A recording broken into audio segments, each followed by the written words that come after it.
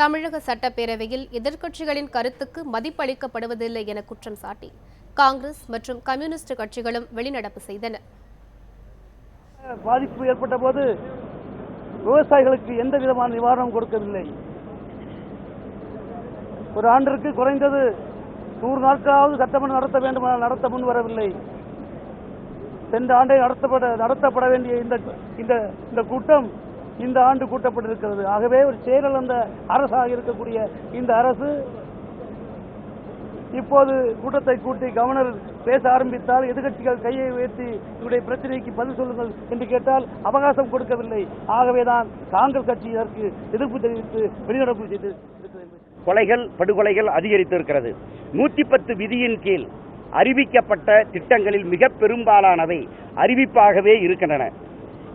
இவைகளையெல்லாம் சுட்டிக்காட்டுவதற்கு நாங்கள் எடுத்த முயற்சியை யாரும் ஆளுநரோ அல்லது அரசினர் அதை தடுத்ததால் ஆளும் கட்சியினர் மேஜையை தட்டி ஆரவாரம் செய்த காரணத்தினால் நாங்கள் வெளிநடப்பு செய்து ஆளுநர் உரையை புறக்கணித்திருக்கிறோம். தமிழகத்தில் காவல்துறையினுடைய அத்துமீறல் நடவடிக்கை இந்த நேரத்திலே கண்டிப்பதோடு நெல்லுக்கு கட்டுப்படியாகக்கூடிய விலையை தீர்மானிக்க வேண்டும் என்ற அடிப்படையிலும் இன்னும் பல்வேறு கோரிக்கைகளை சட்டமன்ற முன்வைத்து நாங்கள் வெளிநடப்பு செய்திருக்கிறோம். 18 ஊழல்கள் குறித்து ஆதாரங்களுடன் பட்டியல் கவர்னரிடம் அளிக்கப்பட்டு நடவடிக்கை மேற்கொள்ளுமாறு கேட்டு ஓராண்டு காலம் வரை கவர்னர் செயல்படாத கவர்னராக இருந்து கொண்டிருக்கின்ற காரணத்தினாலும் செம்பரம்பாக்கம் ஏரியிலிருந்து அறிவிக்கப்படாமல் நீர் வெளியேற்றியதன் காரணமாக ஏராளமான உயிரிழப்புகள் ஏற்பட்டும் இதுவரை உயிரிழப்புகளின் மொத்த எண்ணிக்கையை கூட வெளியிட முடியாத அளவில் கவர்னரிடம் எந்த ஒரு நடவடிக்கையும் இல்லாத காரணத்தினால் பாட்டாளி மக்கள் கட்சி இந்த கவர்னர் உரையை புறக்கணித்து வெளிநடப்பு செய்கிறது.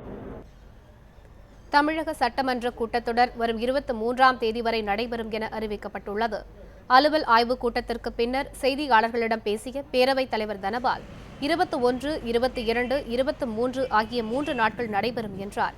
எதிர்க்கட்சித் தலைவர்களுக்கு முதல் 2 நாட்கள் பேச வாய்ப்பு அளிக்கப்படும் என குறிப்பிட்ட அவர் சட்டப்பேரவையின் கடைசி நாளான சனிக்கிழமை அன்று ஆளுநர் உரைக்கு முதலமைச்சர் பதிலளிப்பார் என்றும் கூறினார். ஆளுநர் உரைக்கு நன்றி தெரிவிக்கும் தீர்மானத்தின் மீது விவாதமும் தொடர்ச்சி. 23/1/2016 ஆளுநர் உரைக்கு நன்றி தெரிவிக்கும் தீர்மானத்தின் மீதான விவாதத்திற்கு பதில் உரை.